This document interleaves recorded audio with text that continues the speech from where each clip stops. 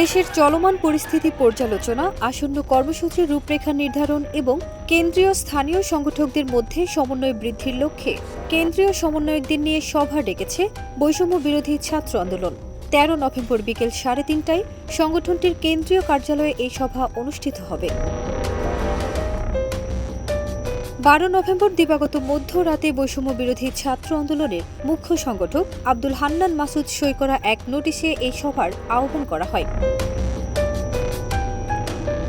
এতে বলা হয়, সভায় চলমান পরিস্থিতি পর্যালোচনা, আসন্ন কর্মসূচির রূপরেখা নির্ধারণ, কেন্দ্রীয় ও স্থানীয় সংগঠকদের মধ্যে সমন্বয় বৃদ্ধির বিষয়ে আলোচনা হবে।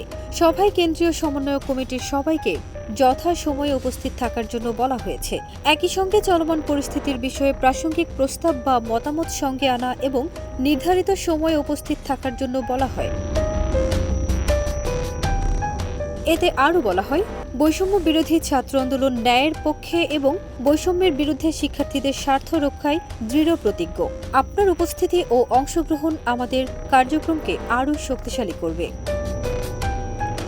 ফারজানা নিকিতা, দেশ রূপান্তর।